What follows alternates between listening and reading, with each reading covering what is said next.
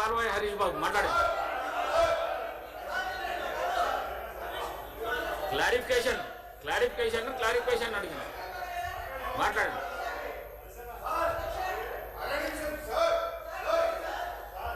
పంచాయతీరాజు పద్దు me the clarification అడగడానికి అవకాశం ఇచ్చిన అధ్యక్షుల వారికి ధన్యవాదాలు. ఇవాళ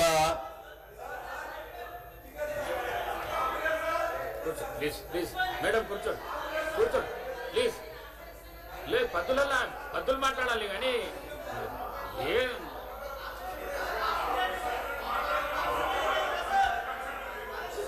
11 మంత్రి గారు మాట్లాడుతూ రాష్ట్రం తన వాటా 1100 కోట్ల రూపాయలు గ్రామ పంచాయతీలకు ఇచ్చిందని చెప్పడం, 2.5 సంవత్సరాల్లో 1100 కోట్ల రూపాయలు రాష్ట్ర వాటా ఇస్తే ఏం సరిపోతుంది అధ్యక్ష? ఈ డబ్బులు ఏ మూల కూడా సరిపో. 1100 కోట్ల రూపాయలు గ్రామ పంచాయతీలకు ఇస్తే ఏ మూలకు కూడా సరిపో.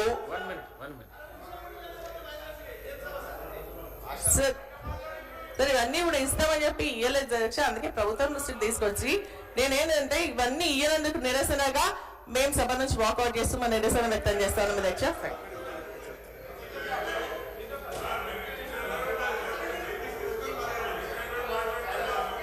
హరీష్ రావు గారు. అధ్యక్ష వారు ఏదో కళ్యాణ లక్ష్మి రాలేదన్నది నేను ఖచ్చితంగా తెప్పిస్తా. లగ్గమాయే పిల్లలాయే, మరి ఇంతవరకు కళ్యాణ లక్ష్మి రాకపోయాని ఇది వాళ్ళది అధ్యక్ష, వాళ్ళది. ఇవాళ మనం అన్నిటికీ క్లియర్గా చెప్పినా కూడా కావాలని సత్యాలకు దూరంగా అసత్యాలు చెప్పడం వాళ్ళ నైజం.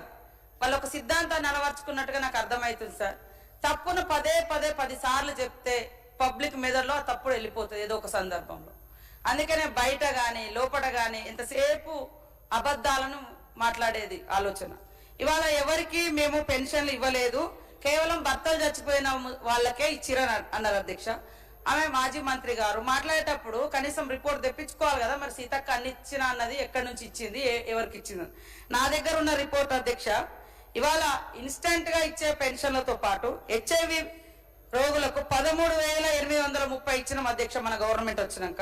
కిడ్నీ వ్యాధి ఉన్నటువంటి వాళ్లకు 4,696 కిడ్నీ పేషెంట్లకు ఇచ్చినాం అధ్యక్ష.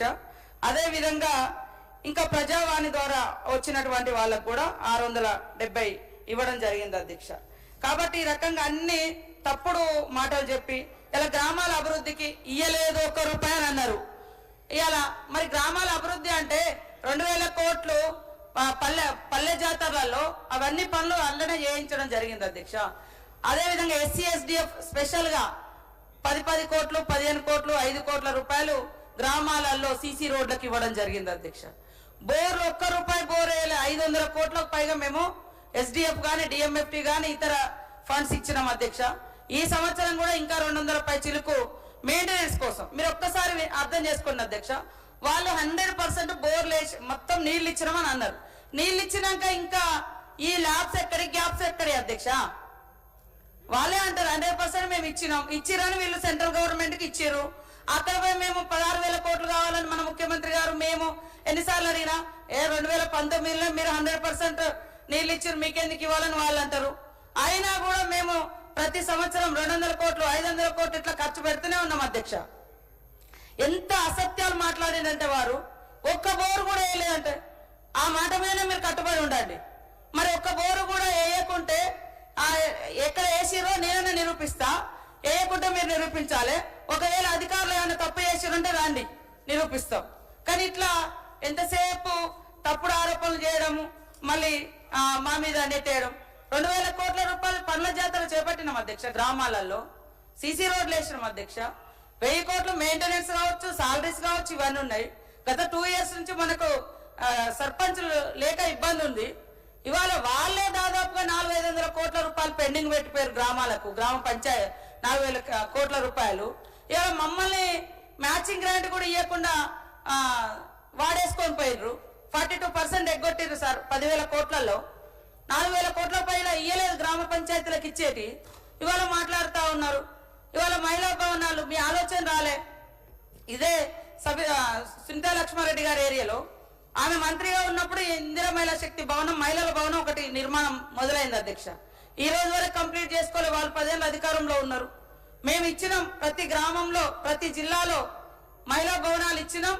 అవి మంత్ ఎండింగ్ లోపు కానీ, అంటే మే ఎండింగ్ కానీ, మరి జూన్ 2 వరకు,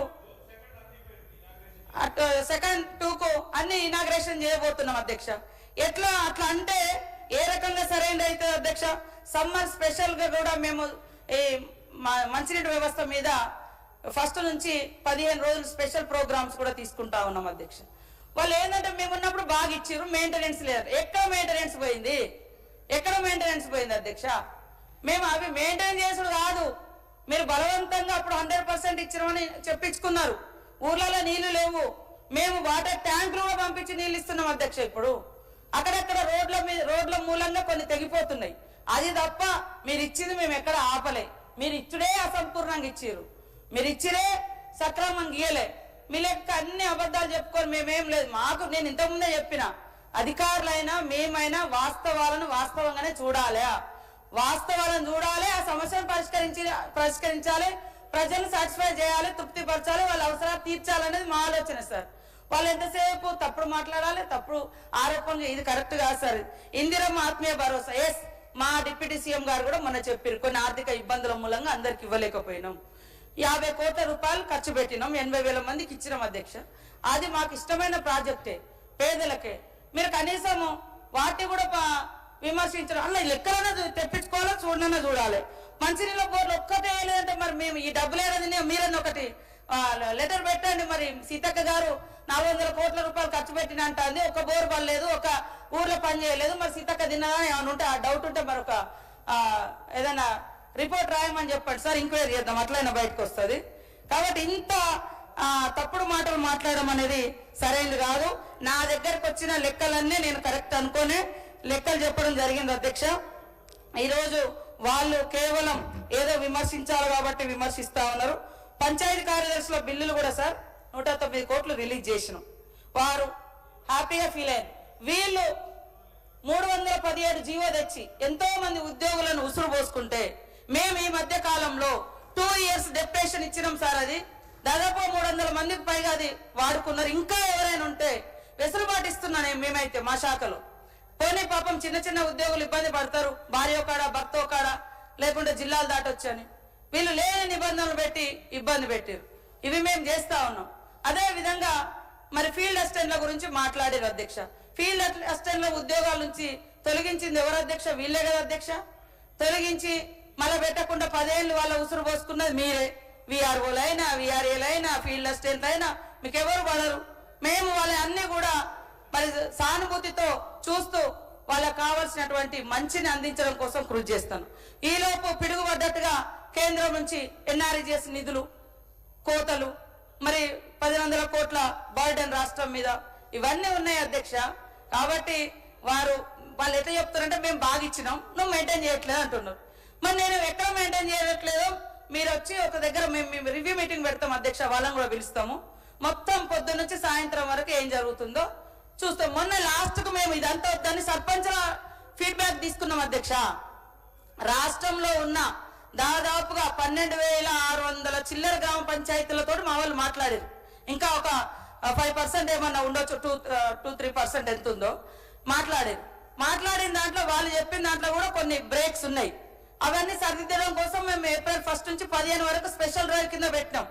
వీళ్ళు ఆయంలో ఒక బోర్ వేయనీలే అధ్యక్ష. మనం బోర్లు వేసినాం, బోర్లను వాడుకుంటున్నాము, బావులను ఓపెన్ చేస్తున్నాము, కనెక్షన్ తెగిపోయిన కాడ కనెక్టివిటీ ఇస్తున్నాము, ఇవన్నీ మేము అడ్రస్ చేస్తున్నాం.